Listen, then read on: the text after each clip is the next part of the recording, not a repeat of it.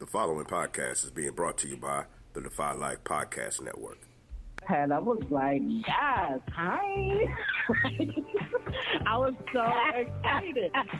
Oh, wait a minute, hi. Let me get that high again. Okay, hi. A guy get to a point and he asks you to marry him, he really wants to marry you. Mm-hmm. He ready. Like he really feels like, you know what, she's the one. She's the one. You already getting the goods. You got to pay for it. Bring me the ring and get on one knee. Okay. Or two. You need time to observe someone and really get a sense of how well do they treat you, how well do they handle adversity. You're not the one because you don't have grit, the perseverance. But you ain't really want me because you ready to give up. Because I no, you shouldn't have asked. But since I said no, now it's your job to stay in the game and try to fight for it. Boy, on 5 Heartbeats, where you make the announcement you're going solo at the award ceremony. What up, and what's really good? How y'all doing, man? This is your boy Al. I am doing a special episode with my cuz J.R. of One Eye Shut. It's just us two this week as we have been given a permission to have a subtly different show all about fatherhood. So we're missing one of the fathers on the show. Thomas will not be on this week. And the ladies. Huh? Deadbeat Daddy. Deadbeat Dad. That's hilarious. Deadbeat podcaster. Dang. So that was funny. So he won't be on and the ladies won't be on. So it'll be just me and my cuz. Looking forward to this. But, you know, just for those who don't know, this is One Eye Shut. And we are on the Defy Life Network. So make sure you show us some love. Check us out. As my wife would say, this is the dopest podcast out there. So check us out if you haven't checked us out before. Cuz, how you doing, man? I'm good, man. How's it going? Good. Pretty good. Man. Yeah, man. It's you know, it's a little. I guess it's weird. It's like when your work friends meet your real life friends. So and it's just like a weird atmosphere. So it's kind of like, you know, we're doing a Defy Life show in the One Eye Shut studio. So it just feels weird. It's very different, but looking forward to it because we are talking about tonight a topic that is very important to us. And so looking forward to hearing your thoughts about it in terms of fatherhood. We are coming up on Father's Day, so that's why we thought it would only be right that this week's topic would be about fatherhood. Absolutely. So first, you know, everything good on you end? Just do a quick check-in. All is well on your side? Yeah, man, everything's good. You know, excited about Father's Day. Excited to see family this weekend, so including yourself. So, yes. Yeah, man, all is well. How about you? Awesome. Doing well, man. And just like you, looking forward to this weekend. It's how I wanted to spend my Father's Day. And so looking forward to the opportunity to be around family because we had an opportunity a few months to experience it. And then since then, had some opportunity to see some family. So definitely looking forward to getting a little more in this weekend. And then it kind of leads right into Juneteenth. So it's almost like you go from Father's Day to Juneteenth. That's kind of cool if you ask me. Absolutely, man. You know, and like you said, the you know, Father's Day into Juneteenth and the opportunity to mix in some family time with that. It's you know, it falls right in line. So I'm excited. Falls right in line. So let's chop it up a little bit about fathers. And first, let's look back. And I'm curious to know, when you think about some of the men who've been models of fatherhood as you were growing up, what are some of the things you would highlight? First off, I was lucky. You know that. Like, I didn't have to look far. Be it in my own household growing up, or my uncles and neighbors, older cousins like yourself. Like, you know, I didn't have to look for my brother-in-law, like everybody. I kind of was able to pick a piece from all of y'all. Kind of like, you hear a great basketball player may pick a little bit from all of his favorite players growing up, and that's what I was able to do. So it's a lot you learn, and a lot that you're able to take in with you when you pay attention. So, but patience, I think, as a father, is critical, because you're going to be the first man that your kids know, on every level. So be it a daughter or a son, you're going to be the first example of how a man responds, how a man steps up, how a man shows up. And so it takes a lot of patience as a father in order to instill those things in the kids. So patience would be one. Openness and vulnerability is another one.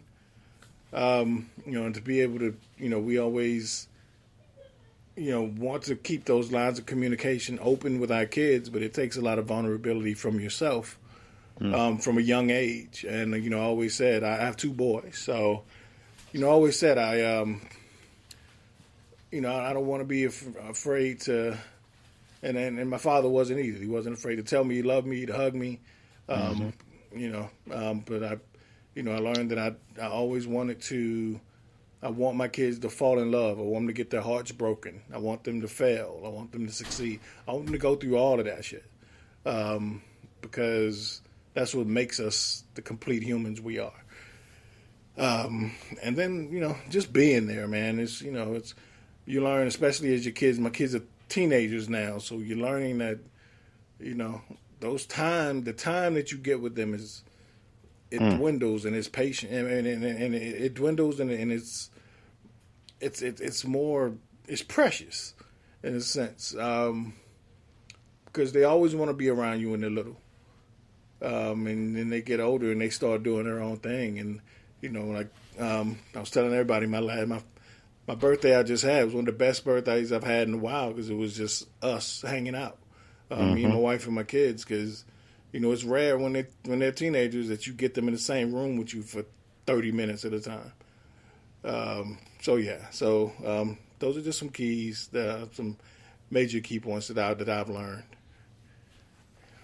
Yeah, I definitely hear you. I really like that. Be there. That's something that is not. I think when fathers are doing it really well, I think that's a quality that people overlook, is that they were there, and presence is very important in terms of being a father. And we've talked a little bit about our backgrounds on this show and on the Defy Life show, and I've definitely shared. My father passed when I was 8, so he instilled a lot in me in those 8 years.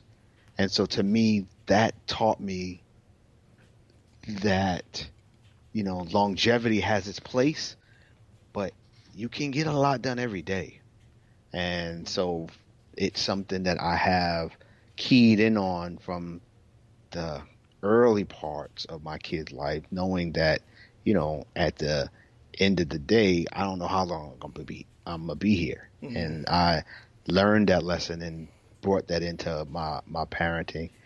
And it's funny because we, on our last show, I don't know if it was on the show or after the show, but we talked about the song, the poem that I wrote for one of your tracks, Every Day, All Day. And in that poem, I talk about being a father that my kids remember. Right. And that was important to me then, and it still is, because I think, being a father, so much of being a father is about legacy, right? Because who you are, how you show up, they're watching that and they're going to model that, and you really are determining so much of how they show up in the future.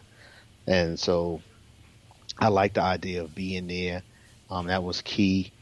And I think it was easy for me of being there because honestly, because I lost a father, being a father was very important to me from early on. Like it definitely something that I saw in my future and I wanted to do right because I appreciated the value of it and it not being around. So I took it very seriously because kids are sponges, and you know this, man. Mm-hmm.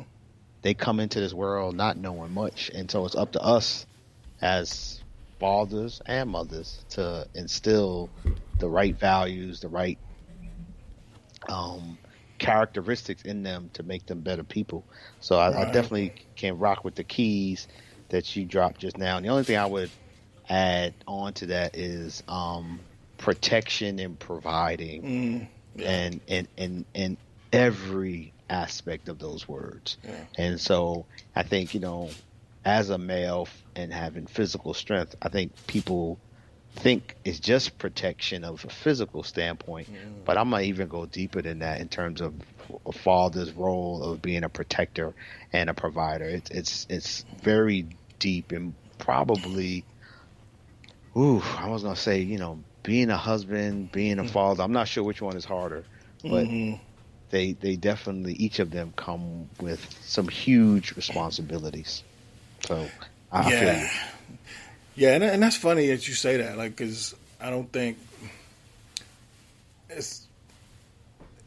a lot of it is being a protector, even when the person you're protecting doesn't know it. So, like you said, be it a husband or a father, and even little things. Me and my wife go somewhere. There are times that there's times she's walked in front of a car. She don't even know it. And I just kind of got her on the hip and lead her out of the way. Right. Or, never sitting on my back to the door. Little things that you just, you feel if you're doing it right, you feel like you have to be in protection mode at all times. So it's funny you say doing it right. So I'm curious, what are your thoughts about the fathers who aren't doing it right? So, like, if you could say something to a father, young or old, who wasn't living up to their role as we just laid out as a father, what's some of the things you would say? Well, first and foremost, and this wouldn't even be directed at the ones who aren't doing it right. But this would be directed at the ones who are doing it right, that have those in their lives who aren't doing it right.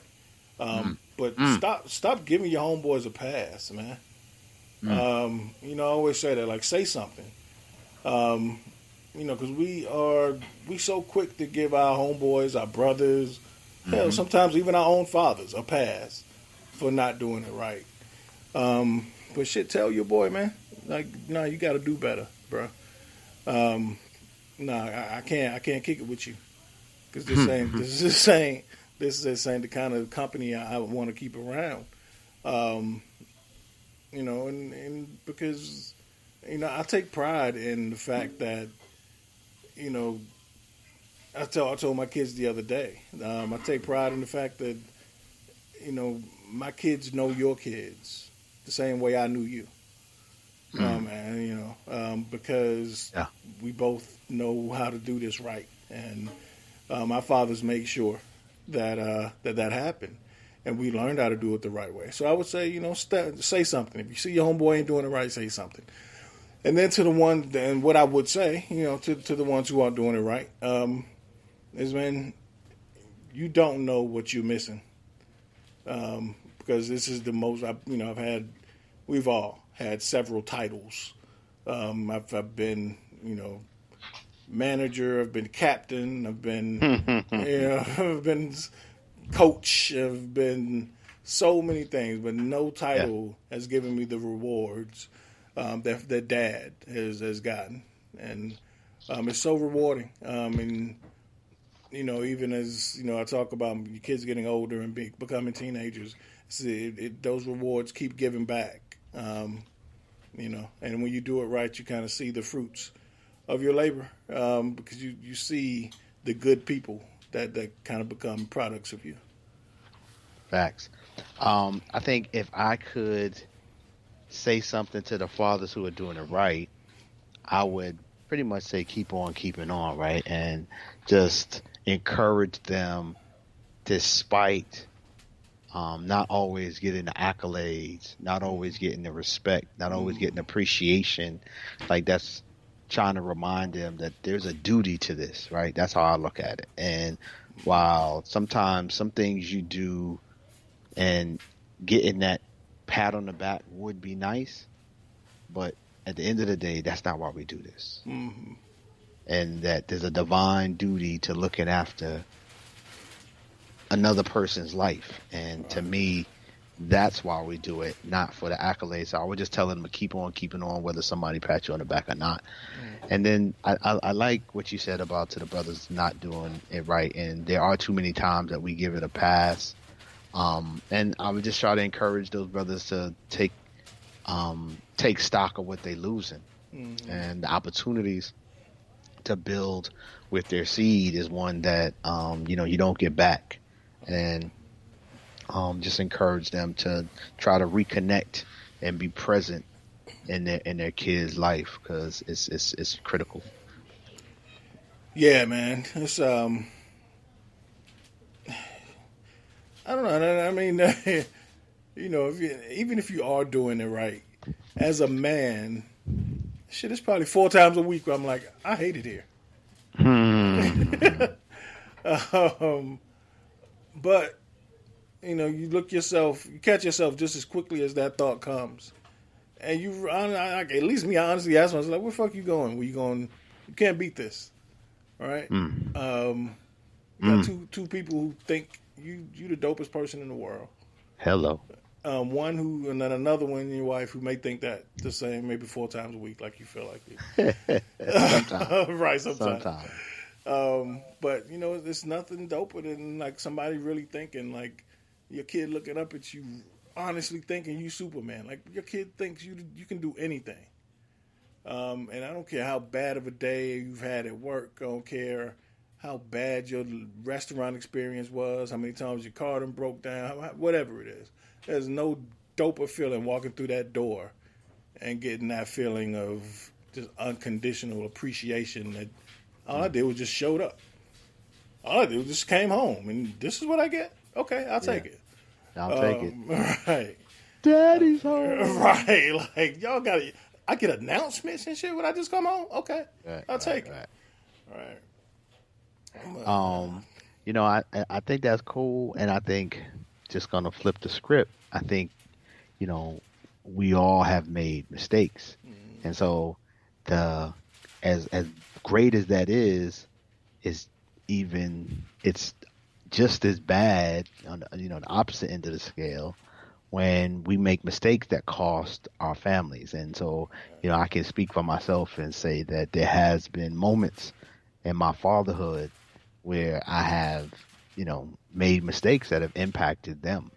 And I think when you, again, take this responsibility seriously, you want to do right by them as much as possible. And when instances happen where you're not, I don't think people appreciate how devastating that is to try to recover from, when your job is this, and in this particular instance, you didn't do it, right? And I think that can, that's hard to recover from, particularly as a man, as a father, and but it's part of life.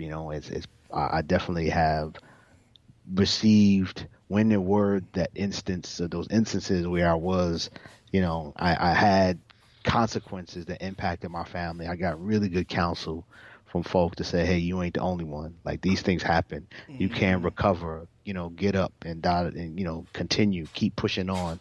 And so I think I would just remind folks that being his father isn't always coming home and people screaming, hey, daddy's home. Right.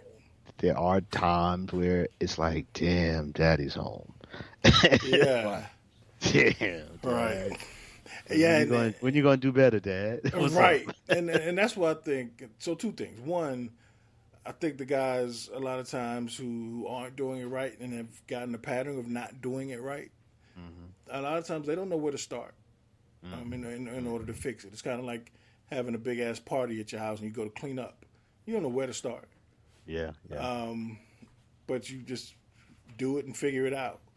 What leads me to number two is, as a kid, you see adults in general, but in speaking on fathers in particular, you tend to look at, men and fathers in your life that like they got it all figured out. Like you're supposed to have all the answers. You're a father, and then when you become a father, you like, I don't know shit. Yeah. It's hard. Right, and you may put on an front to your kids, like I know what I'm saying. I know this, some of it from experience, some of it you just hoping that it sticks to the wall, and that this works, and you don't know, and you send them out with this half-ass information you just gave them, hoping that it works because they think you got it all figured out. And then when you become older and you become a father, you realize that I grew up with my parents, pretty much. Because they was figuring this shit out just like I was. Just like you was. All right. So yeah, it's but it's when we say doing it the right way, there's no. It's funny. I was telling Thomas the other day. It was like it's funny because being a father is not a result. It's not a results-based business. All right. You can't judge the job that we did based on how our kids turn out. You really can't. They're gonna do what they want to and become who they are going to become anyway. Correct. Now we can instill certain things to make them to kind of guide them, but they are who they are. So we it's not a result. You can't look at a kid and be like, man, he had a fucked up father. Not necessarily. So, he's a great person. He had a great father. No, he might be in spite of a lot of things I did. Correct. There are instances because as we know, our parents do have an impact and influence on who we are, and there are times where you can connect the behavior or the habits that are formed and be like, yeah, you learned that from your daddy. Right. But at the end of the day, to your point, we all have free will and ability to be different. And so while it is to be considered, but to your point, it's not a results-based business. Right. It's not just the results that should determine whether or not you're a good kid. I mean, a good parent or not. So I feel you on that. Yeah.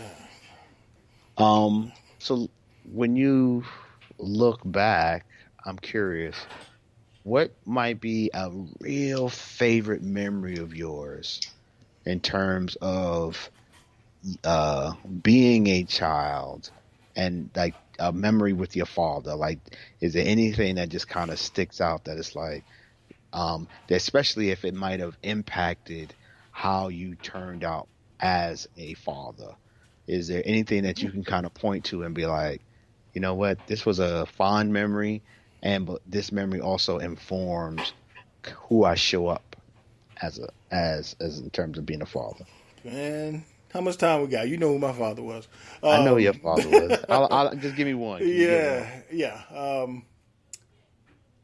Wow. So just because I just had this conversation with my kids.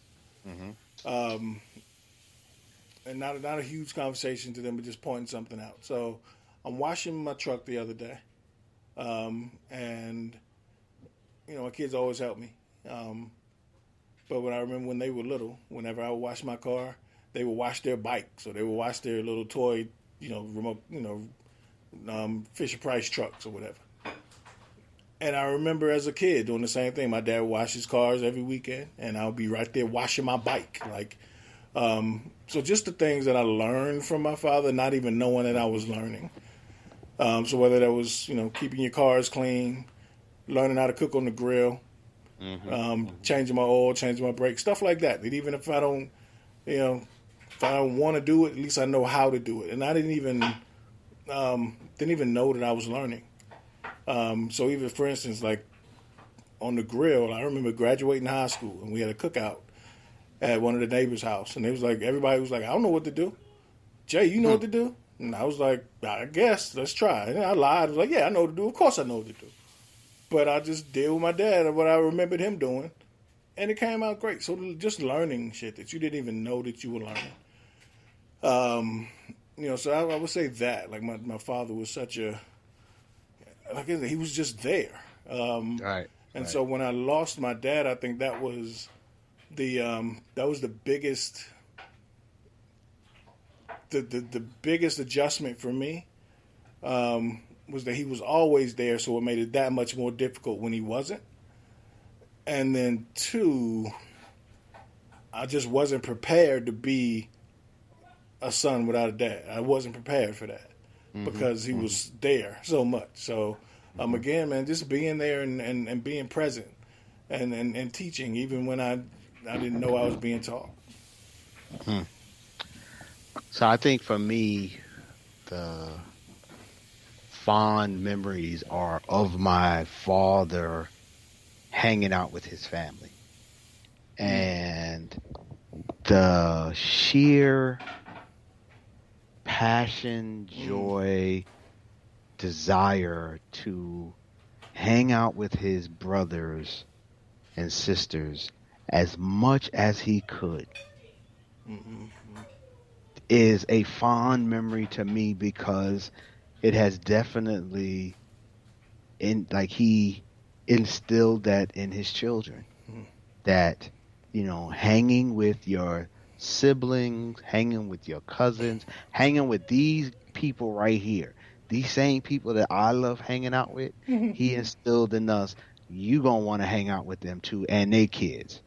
And even though he passes when I'm a boy, that is only nurtured by what they already had going, and his sibling continuing to include us in this family thing. And so to me, like, that's a fond memory, but it definitely then informs who I am as a father, where I am now modeling that and instilling that in my kids. Like, yeah, those people right there, those same people that I hang out with, the same people that my father hung out with, oh yeah, you gonna hang out with them, and you gonna enjoy hanging out with them too. Watch. And it's kind of cool, because even though I think ultimately, who I am, a lot of people who knew my father every now and then might make a comment like, dang, you kind of remind me of him in certain ways. It's more because he instilled in me a desire to hang around people who were kind of like him too. So they taught me a lot of the mannerisms and the culture and the cooking. I don't learn to cook from my father. I really learned how to cook from your father, who learned a lot how to cook from my father. Right. That's so crazy to me, right? I always thought that was so dope, right? I think it's dope as hell. Yeah. I think it's dope as hell. When my father told me that, I was like, that makes so much sense. But it's such, like, it just brings a different meaning to the word legacy. Correct. Because, like, your father left the legacy for you, not even through you. Correct. It was it was indirectly, right? Right. And maybe and I'm sure in some part of it was with the hopes that it would get to you eventually.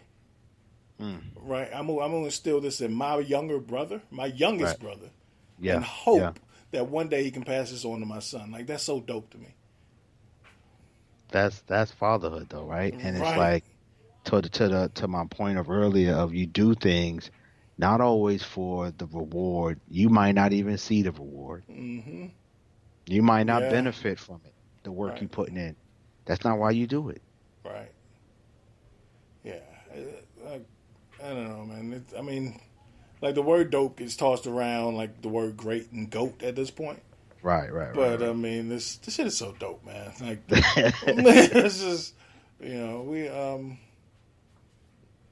and to see, like I said, we don't do this for pats on the back rewards, but it's so rewarding to get those comments. You remind me of your father, or I'm proud of the father that you become. When you get that from the men that you look up to, from your uncles or the women that you look that helped raise you. You get that from your aunts and your older siblings. I'm just proud of the father that you become. That's awesome. Yeah, it is. That's awesome. And especially for people who know what a good father is all about. Yeah. You know what I mean? Like, this isn't somebody who, you're like, man, you don't even know how to spell the word father. I don't take your compliment. But, honestly, we have been exposed to some amazing fathers. Mm-hmm. And they might not have been great at other things. Right. But this fatherhood, they aced out, right? And, what's so interesting is, especially about when we talk about our fathers and our uncles, how some of them are amazing fathers, but had a extremely flawed, dysfunctional father. Mm-hmm. And so to be, 2 generations away from what now would be referenced as one of the most dysfunctional fathers of any day, any description of today. That's who our grandfather was. And then 2 generations later is us and our kids. Like, that's, they were some cycle breakers for real. Right. Our father. Yeah, absolutely. And they could have easily been like, oh, word, that's fatherhood? Yeah, okay. We'll do that. Right. Yeah, and then you mentioned, like, your father, instilling in you to be around these people in your life, and you'll be fine. Mm-hmm. And that's what we know. Like, I wouldn't, like, I was just like when the last event we had at my dad's house. I was literally just looking at your kids and their cousins and them all just chopping it up like we used to. And I just looked at them like, Daya looked at me like, what? And I was like, man, I love y'all. Because it's just, like you said, our fathers literally broke that cycle and instilled an ethos of, not just being around and being family, but really like legitimate companionship from your family, and not just I love my family, but I care about my family. Yep. And they set that culture, and culture is a difficult thing to change. And to change that in one generation, it speaks volumes of the effort and the love that they instilled in this family. It's amazing, to the point that we are now taking that message of and instilling it in our kids of, okay, yes, I want you to be around these people. I want you to love these people. And also, our culture is, if you can help somebody, help somebody. Right. Like, we are all trying to help navigate this world in the best way we can together. Like, there was this collective energy that they brought in terms of, we're going to help each other. I mean, you think about how they lived together and helped each other, and that only gets passed on to the people that come behind them, right? So again, you look at my father assisting your father, who then assists me. You know what I mean? Like, that ethos, to your point, is now being passed on to our kids, and then they're going to pass it on to their kids, and we'll just continue helping each other. That's fatherhood in the greatest way, where you can now provide and protect for the clan generations to come based on how you live your life now. Right. Yeah, absolutely. And it's and just the foresight of knowing, like you said earlier, knowing I might not even be here to see it. Yep. but the foresight of knowing that I know I laid this down so strong, it's gonna be there. You know what I'm saying? Like, it's gonna be there when it's time for it to be there. I may not see it, but a farmer's life, right? Yeah. Reap and you will sow. Right. No, it was a sow so you can reap. I think that's what it is. Like, reap what you sow. Yeah, reap what you sow. Right. Reap what you sow. Yeah. So yeah, I got the fatherhood thing. I ain't got the biblical text thing down. I'm working. I'm moving right along with you, man. I'm working on that. But cuz anything else you want to say, man, before we wrap up, man? It's been amazing little show to talk about, just chop it up about fatherhood and walk down memory lane. We've had some fathers, but anything else you want to say before we wrap it up? Yeah. On that note, man, just I'm going to be selfish for the three of us for a minute. And three of us, I mean me, you, and Thomas. We talk about fatherhood, and we've had these conversations going on 5 years now on this network. And we're the three that started it, basically, along with Keon. But we're the three that's still here. So shout out to Keon, another great father. Shout out to Key. But, I mean, shout out, man. Big ups to you and Pooh, because we've had this conversation several times, and it never gets old because fatherhood is consistently changing. But to see, first of all, to be able to start something like this with you guys and to learn from you two, to see the adjustment in you two as fathers, as your kids have grown and you've grown at the different eras of fatherhood. It's so freaking dope to me, and to be a part of it and to witness it, and to have y'all share in the stories and the evolution of of my term as a father. It's dope, man. So shout out to the both of y'all, man. We not to get too mushy, but this means a lot to be able to consistently share. And again, it's going on 5 years, man. It's we've seen and witnessed and heard a lot, in this short term. And I mentioned last week that one of my first co-hosts, Tony, from when we used to do the draft website, he was there when Lincoln was born, and now Lincoln's doing shows with us. So just again, it's the evolution of fatherhood, man. It's so dope. So thank you for being the father you are. Pooh, thank you for being the father you are. We always, look back and say, we just started with a podcast on our pretty much on our porches on a conference call,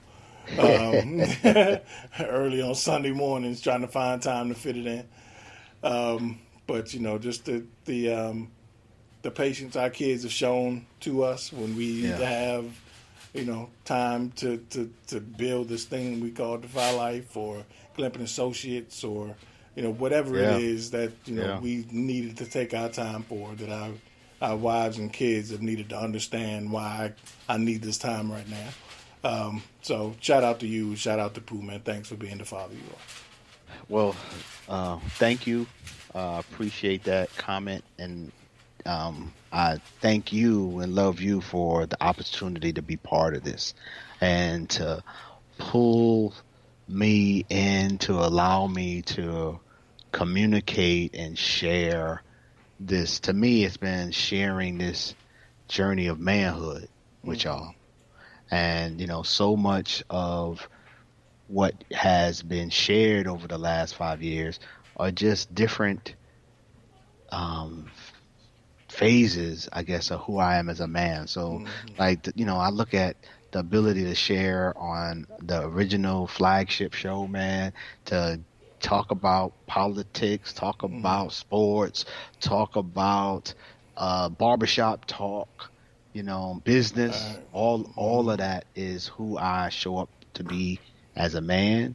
And then to evolve into One Eye Shut, where we talking about my life as a husband, my life as a father, and then even after Gate, where I could talk my life as an alone.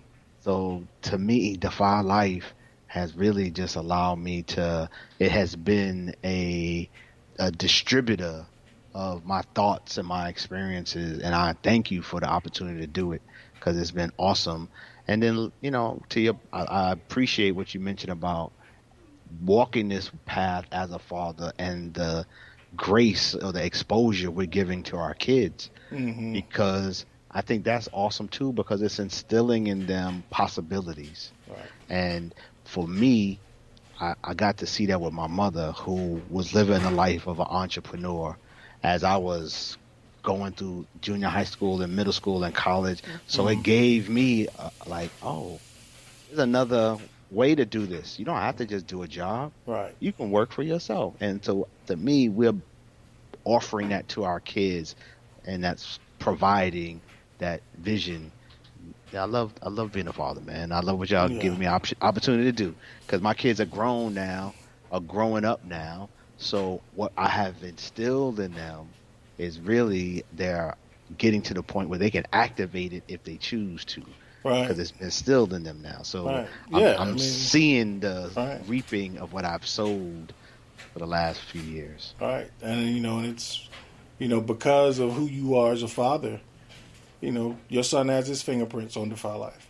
Yes, he does. Your wife now has her fingerprints on Defy Life. Yes, she does. And likewise. And, so it's the father that you are that Lincoln is doing what he's doing as an amazing guest Defy Life contributor. And because that dude is awesome. And he's a natural.